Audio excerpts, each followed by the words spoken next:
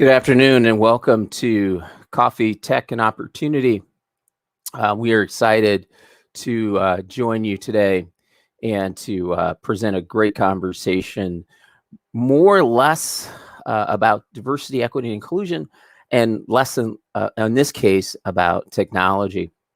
We think that there's never been a better time to be Black in tech, and we are looking forward to supporting all of you and supporting the Black tech community. We have an amazing guest lined up today.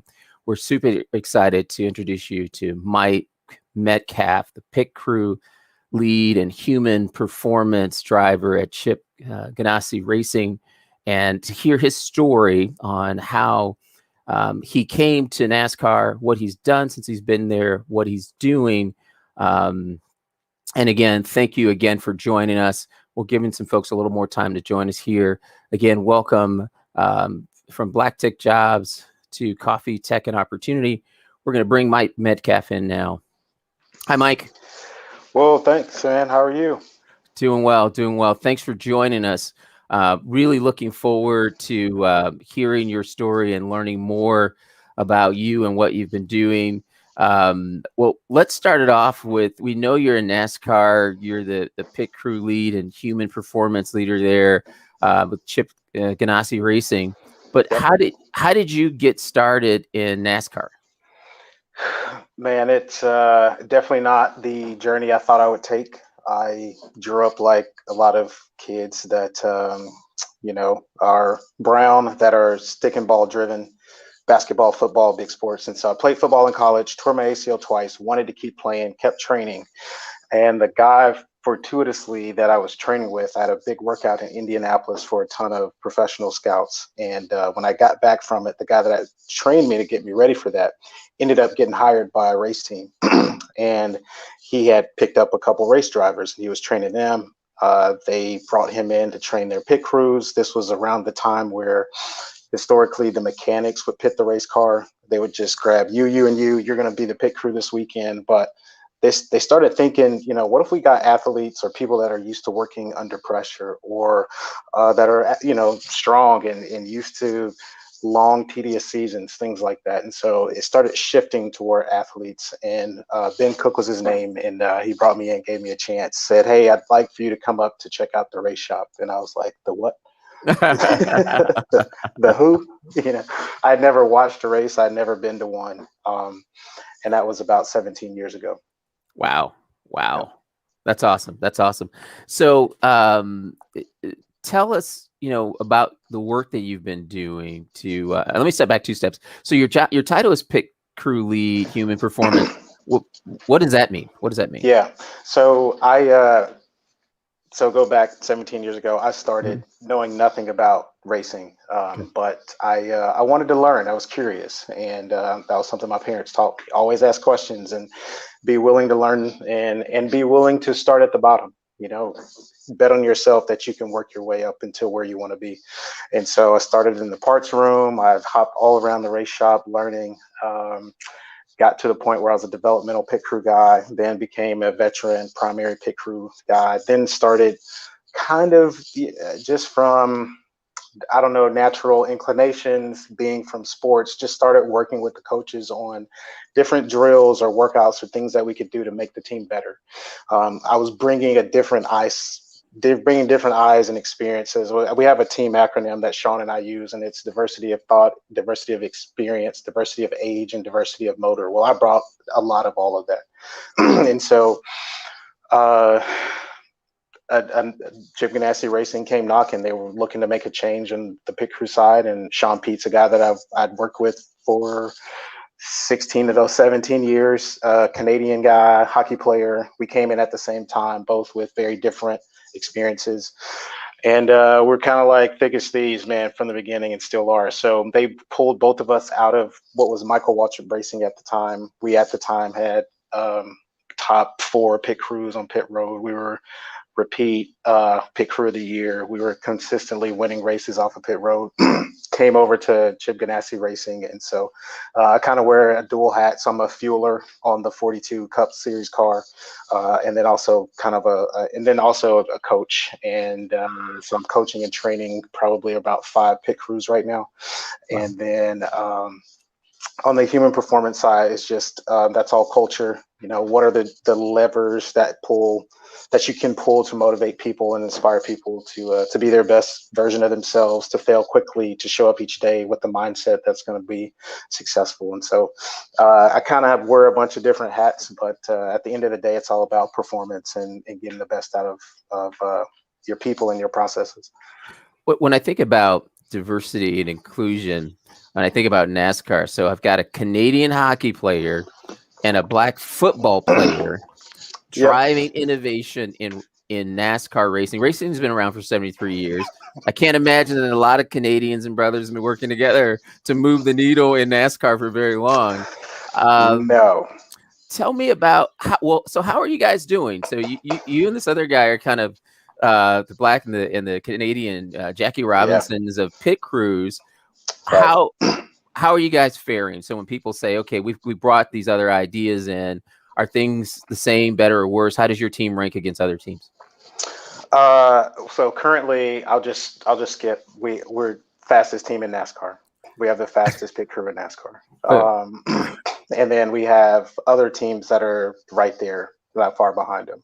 And it's what we write about. Our book is 12-second culture. You're ideally wanting to do pit stops, and if you're over 12 seconds, you're probably losing spots. But if you're under, you're either gaining spots or maintaining. Okay. And so when Sean and I got to this program, our teams are outside the top 20. Okay. And it wasn't that we completely changed the budget or the resources or the infrastructure. I think that's everyone's go-to. It's like, oh, well, our software is behind, or, oh, we need more talent, or we don't have the budget as the big teams as we compete. But it's not, the world is changing. It's not big beating small. It's just fast beating slow.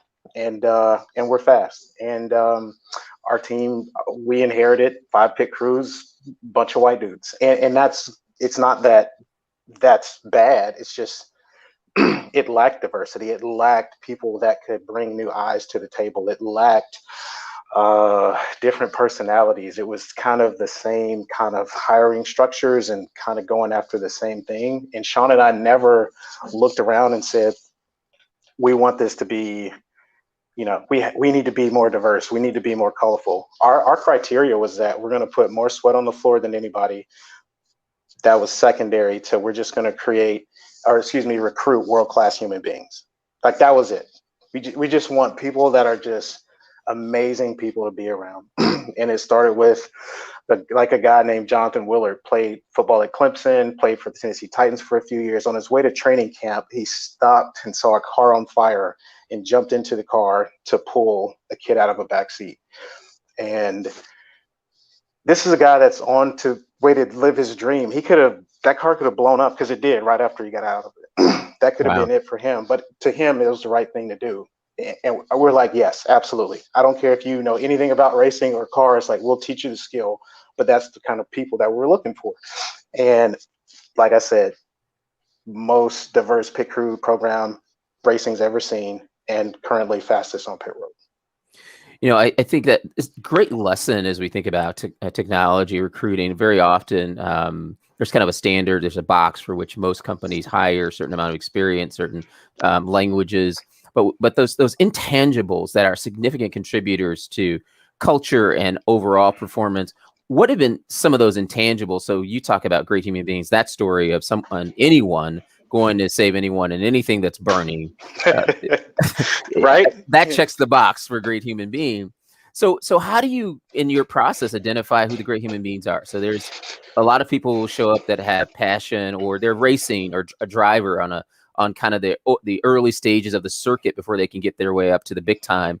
Who do you see most entering the process? And then how do you identify those characteristics for those great humans? So I would say the tech part of racing has ramped up over the last probably I don't know, 5 years. When I first started, you did your pit stop, and then there was an overall time, and then that was it. Now we're wearing multiple GoPro cameras. There's overhead cameras. There's a breakdown sheet of about 200 different metrics every pit stop that we're looking at and recording every stop, every race. And so, when it comes to the data set of what capabilities, you can find a way a person is moving to that if they're moving optimally, it's like, okay, we can recreate that, like they have what it takes to get around the car or to lift the tire or to lift the gas can, things like that. But to get there, we have much more uh, our leading into recruiting process is a lot more vigorous than our actual like onboarding process. Okay. So we put a ton of time into if you're the right person or not. There's we don't care if you led a team in tackles or anything like that. We want to know who's the best person at the job you want and what makes them great. So have they researched that position? Are they already thinking about what the things that they're going to need to have, the attributes they're going to need to be great at that? What's something that no one agrees with you on? How do you define failure? How do you define pressure? Why is that important? And why is pressure a privilege, right? And so, and we bring them in on our toughest day and we just throw them right in the fire. If they're right on time, I don't know. If they're early, that's great. If we strategically will put things in their way, like a dirty rag, will they step over it? Will they pick it up? Or, just there's like, it's a curated process of seeing and trying to, we call it removing the representative day. Wow. because everyone has there's so many, there's books and online platforms of how to pass resumes, of how to, not to how to pass interviews, Sure. how to get a job, and we don't want the representative. We want the real person, and so we bring them in on our toughest day. There's a lot of things about a lot of boxes they have to check. There's a workout that has to happen. There's lunch with veteran team members that they get to kind of vet them. After that, there's a extensive survey, and then that's day one, and a lot of people don't come back after that. But the Yeah. people that do, generally, the likelihood of them saying like, no, this is amazing, like this is exactly what I'm looking for, you got more of a chance at getting the people that you want. Wow. There are a couple of things that I think if anyone who's seen this should add this to their list of interview questions, and I'll highlight them. And I'd like to understand like where'd you get this from? So the first one was, who is the best person you know at the job that you want, and why are they great at that job? So where did that come from? And the answers you get, what are you looking for in an answer that makes you say this person has the right characteristics?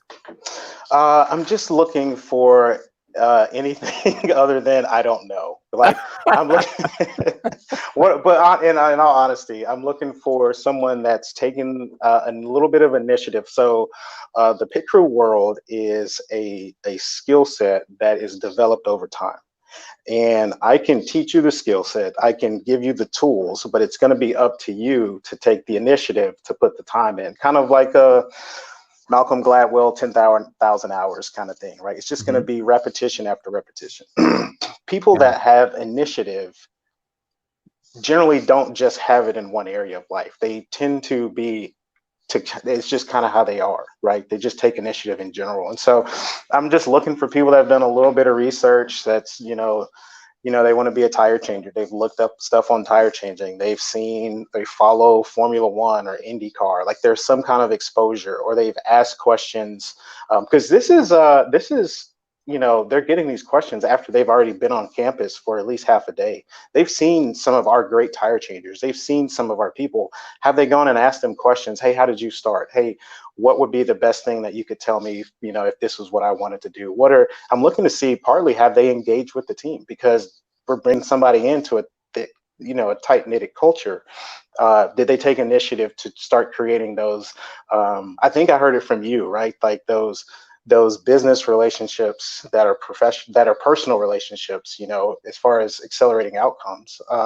That's important. It's important to know that people can just dive in, be friendly, humble themselves, and say, hey, I don't know anything about this. What would you like to offer and teach me? Sure. I think it's interesting when you when you think about just the interview process for any job, and very often on the candidate side, you're preparing to answer the questions. But a part of what I just heard you talk about were what are some of the questions that candidates are asking that demonstrates their interest, their curiosity, and other human character traits that could be valuable on a team in a team environment. I want to go to the second question that I wrote down that you said that you asked in your process is, um, what's something that no one agrees with you on? Tell me about that question, and how is it, and what types of, what do you hope to get from that? And then the second part, so two-part question, what do you hope to get from that question? And then tell me about some of the things that you get, both things you Yeah. like and didn't like. Yeah. I think the thing there is, if you agree with everybody on everything, are you really going to move the needle for us? If we are in the group think kind of zone and everybody's going this way, and we don't have a few minority report people that can say, hey guys, have we considered this? Or like, let's, you know what I mean? So it's we're looking for people that don't mind challenging. There's a way to do it, but don't mind challenging the status quo or the way that we've always done it. And we never want to be the way we've always done it person. We are continuously updating our core values, our mission, and what we kind of stand for. And the answers are all over the place. One guy was like, "Oh, nothing." It's like, well, that's not what we're looking for. And then a fun one was, and he's one of our favorite guys. And I'm not trying to get political, but he was just like, I feel like he was choosing the side of a certain presidential candidate that a lot of people in the room weren't necessarily agreeing with. And we thought it was great. We thought it was great. We were like, absolutely, we need balance. We need the extremes, because the best part about diversity when it's a performance strategy and working well together is that you have people on opposite ends, but that they know how to come together and talk, right? And so when you go that into the real world, over in the pit road or during a race, or you're trying to innovate, or the industry has sweeping changes and you have to create and adapt very quickly, you realize that teams and companies don't adapt, people do. And if the people can work together, the likelihood of them being able to adapt happens more quickly, more efficiently. But it's only when we understand, hey, we're not going to see this eye to eye. That's okay, but we're still going to work together for a common goal. I love it. So you are giving me some great gems that I'm going to reuse. I will promise to give you credit for them. But this one, That's fine. this is the one I especially like. One of that last set was, teams and companies don't adapt, people do. And I would suggest that in our diversity practice, this is a big stopping point where many of the most senior executives are huge fans of diversity, equity, inclusion, and belonging. But it hasn't trickled down to the people who are making hiring decisions, promotion decisions, and making investments and bets on people and the types of projects they're assigned to. And so I can totally agree that, and for anyone who's watching this, I want to say it again because it's worth saying again. Teams and companies don't adapt, people do.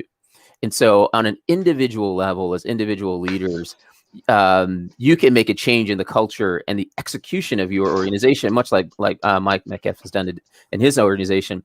I want to talk about some of the work you're doing specifically around diversity within NASCAR as a community. You and I, we had a short chat about it. Can you tell us a little bit about what you're working on? And I also want to carve some time out to learn more and talk about the book too. Yeah, you're catching me at a good time on this, because so Sean and I led, which would be the first major sport to mandate diversity and inclusion training. And Sean and I led that for our entire industry. So all of the team owners, drivers, crew chiefs, pit crews, mechanics.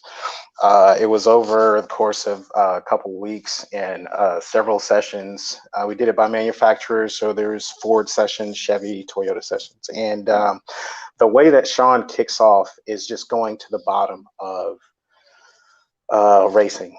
There's a black driver named Wendell Scott. I'll keep this short. But on his way to winning what should have been his first race, he took the white flag. Well, after the white flag comes the checkered flag. You win the race. I think most people know this. Well, he comes back around to the checker and they wave the white again. And then as he's coming back around, they wave the checker to a guy named Buck Baker. Well, this was 1963. This is civil rights movement. This is down in the deep South. And what happened when you won a race was the racetrack, like I'm in Charlotte, so Miss Charlotte would come give you a big kiss on the lips. And Wow. the racetrack promoter thought, if this white lady comes out and kisses this black man in one of what was like a protected environment in the civil rights movement, right? Like you could still go to your racetrack and not have to worry about anything progressive, and I hate to say that word, but I don't know if that's the best way to say it, but it was just, he thought if this happened, they're going to burn this place down. Wow. So they gave the trophy to the other guy and he went to argue, and they argued long enough for the crowd to dissipate. And then they actually gave him the money for the win. Said, you're right. It was a misunderstanding on our part. Here's the money, but the trophy's already gone. Wow. On Saturday, 2021, they presented that trophy to Wendell Scott's family. Wow. Wow. Wow. What a long road to a 360-degree reward. Wow. I can say I got some chills on this side of of what's happening. I can only imagine what that was like. It's beautiful, and it was a joint effort. It was blacks and whites. It's not reparations. This guy won that race. He was owed that trophy. And so just to see like that had a small role in things like that, just bringing awareness to, and I think that was what it was. It was about ignorance and empathy, and just bringing awareness to people of just, people don't know what they don't know. I mean, some of these guys were saying like, look, I grew up in the middle of nowhere in Nebraska. I moved to middle of nowhere in North Carolina. I've been in a garage racing my whole life. I just never been around anybody other than white people that are in racing. It's like I want to learn. And that was the mindset for most people. A lot of people would say you probably got a lot of pushback, and there was some, but I think there's always going to be that.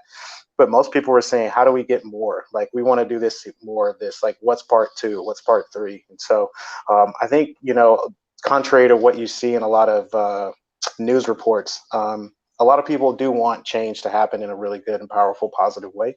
And if we can do this in NASCAR, you smart people in tech and some of these other businesses, you have no excuse. I would concur. I concur. I say that frequently. I think about this was years ago. I was speaking at an event at Google, and I was sharing all the great things that my cell phone could do, and it was reminded. And I pulled out a Walkman.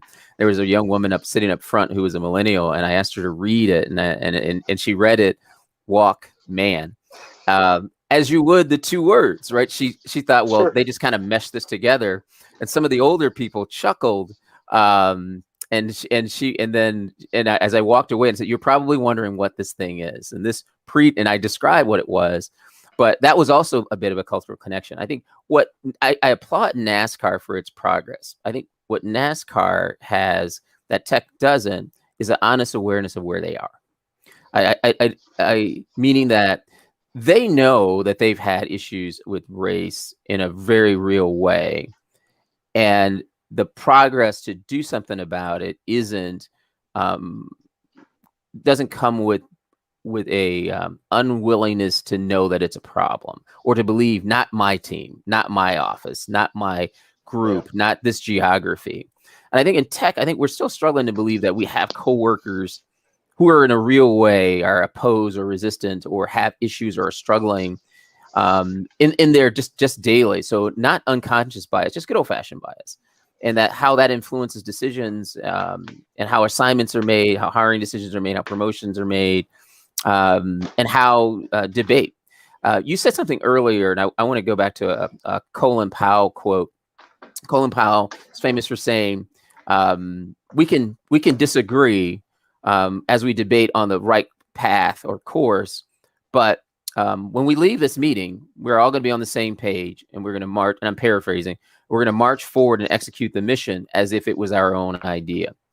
And the key thing that I heard him say in that, and that I heard you say too, was disagreement is a sign of the strength of a team. I think when there used to be a saying in the 80s and 90s, silence is agreement. And really, silence is distrust. So when people don't feel comfortable sharing what they Hmm. feel or think or are curious about, it's because they don't feel they don't trust the people they're around. And Yep. so if your organization is having heated debates about this topic, I would say that you're making progress, because now you have people putting their real feelings, their real ideas, their real thoughts on the table so that the organization can make progress. And I think the issue of diversity, equity, inclusion is one of those topics where there should be disagreement. That's constructive, of course, and it's up to leadership to direct and guide it. But if you're not having disagreements about D and I within your teams, you're doing something wrong. And so hats off to the work that you're doing, man. Yeah. Well, thank you. So I want to, I got just two more things I want to make sure that we do.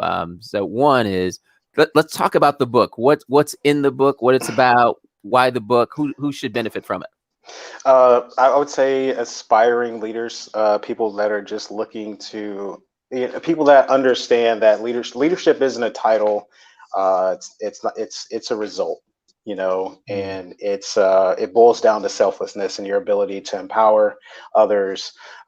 We talk about it in the book. How did a chief become a chief in like like a tribal In a tribe, context? yeah. It was their ability to protect and empower and inspire. It Mm. wasn't that they were aiming for most shares or the corner office or the biggest. It was they just wanted to protect and empower people. That was it, and they would become a chief. And there's so many people on this journey of wanting to be this C-suite, like big time business person, and they're going about it the wrong way. And so, our book is about diversity. It's about efficiency. It's about culture, and it's about kindness. And those four pillars are our formula for speed. And like we said, the average age of companies in the US used to be over 60 years. It's less than 20 now. And so going back to that adapt thing, like if you don't adapt, you die. And so speed is what I do. It's what I'm around. It's what I'm preaching. It's what I'm training. And so the speed that we use to drive teams on pit crews is the same thing that you can use to drive your business, and then just yourself personally. So that's what we're writing about. We're writing about our story, that journey from outside the top 20 to inside the top 5. Awesome. Can you do us a favor again and please pull the book up again, Okay. share the title. So for those who are watching it, if you joined us late or who will watch it so you can see it again, the 12-second culture, speed is the currency of business. Is your team fast enough? Man, Mike Metcalf, Sean Poe, this is just great stuff. Tell me, I think I have the title for your next book. I love the line, "Speed is what I do." So I'm sure, I feel like there's another book inside of you. So I'm going to be looking forward to that. Okay. I also, so let me ask you this. So what's next for you? So, and to think about, and I want to let me step back 2 steps. You're a guy who joined a team and at one point was an individual contributor to the team. And now you're a voice for all of NASCAR to think about the direction that they're going to take in diversity and inclusion. What would you say to people who are watching this and who will watch this over time about what can I do? I'm just an fill in the blank title to contribute to my team's efforts in diversity, equity, and inclusion. I'd say the main thing would be look to your frustrations, just the things that you can uniquely control or that you uniquely see, like whatever your talents and strengths are. If you're really good at marketing, go help market for communities or for programs that are helping communities that need help. If you are good at painting, help teach a child how to paint that may not have access to the type of skills that you have. I think it's all about making it personal. Everybody eats, so how your dinner table looks, what kind of stories get shared around your table, who's around to hear those stories and to share with. So a lot of people are desperately looking for connection outside of just what they know. And I think it's just up to us as individuals to take the first step and say, hey, look, I don't know you or know you well, or I'm new at this, but I want to try. And I think that's what it's all about, just putting in the effort. Any thoughts for leaders about leading teams while remote? We're talking now as a country about the migration back to the office or the pause of that, and then eventually going back to the office. But between now and then, what if some of the things, even some things from your book that you'd recommend for leaders about staying engaged with their team while remote? It's so we've gone to pretty much extremes of either in-person in-person or Zoom, or Teams, or kind of virtual. I think we've lost little things like a shorthand written note, a phone call. That's one of the things we write about as a leader. On your way home from work, a quick walk, 2 minutes before dinner, just calling somebody on your team. Say you take 5 minutes, 1 minute apiece, call 5 people. Imagine how many people you could cover a day, and literally just say, "Hey, it's Will. Appreciate everything that you've done. I know it's a crazy time for us, but I just want to call and say thank you." Man, it's so rare that people make phone calls. Right? Whenever, yeah, and even just checking you. So maybe another piece of advice: check your voicemail, because people aren't doing that as much as they used to. Yeah, But you yeah. just assume that someone made a mistake when calling you. Yeah, I think it's the little things. It's just little moments, small gifts, just little gestures of letting people know, hey, they're appreciated. I think that's what people are looking for. Last thing I'll say is, a millennial friend was saying, I can be undervalued, overworked, or underpaid, but not all three. You can't always control how much you pay people. Sometimes the work is the work. You may not be able to adjust the workflow, but we can always care. Can always Wow. care. I can be undervalued, overworked, Or underpaid, but not or all three. underpaid, but not all three. Man, I think this is material for the next book. I love it. I love it. I love it. Ladies and gentlemen, Mike Metcalf, probably just one of the great humans that we have, running around this planet, and inspiring and attracting others. My last question for you is, what's next for you, Mike? Man, I've got 2 young kids, and it's kind of hard to see past next week because they're wearing me out. But I'm looking to do more with kind of integrating racing into different communities. Like I said, I didn't watch a race, go to one, so I think there's a lot of, when you look at like stem cell jobs, CAD designers, marketing professionals, like there's a huge world of motorsports that I don't think people know about. And so just trying to figure out different unique ways. I'll still work on the picture side for a while. I'm still young. I got the energy for it. I love the intensity of it. But I think there are some more unique ways that we can engage the communities. Awesome. Thank you, Mike, for being a guest and sharing your story. Your amazing journey, the results that you've been driving, how you've been supporting leaders. Now you continue to be a voice for equity and inclusion in NASCAR, a place that hasn't always had a place for everyone. And I look forward to continuing to see the progress there. And I love your comment on, if NASCAR can make progress, you can make progress most anywhere. So to our friends at NASCAR, all the best. I will be watching, and shout out to my guy, David Payne, who introduced me to NASCAR back in the 90s. So I'll make sure to watch some races over the summer between now and the close of the season. And Mike, you and I will connect at some time when the weather is cold here. I'm coming to North Carolina. Come on down, man. We got plenty of space. Love to have you. Awesome. Thank you, sir. It's been a pleasure. Thank you. Absolutely. Thanks, everyone. Thanks, Will. Appreciate it. Thanks, everyone. Thanks for joining us at Black Tech Jobs for Coffee, Tech, and Opportunity. And today's conversation over coffee and opportunity, I think, was one of the best we've had so far. To everyone, be safe. All the best. Bye now.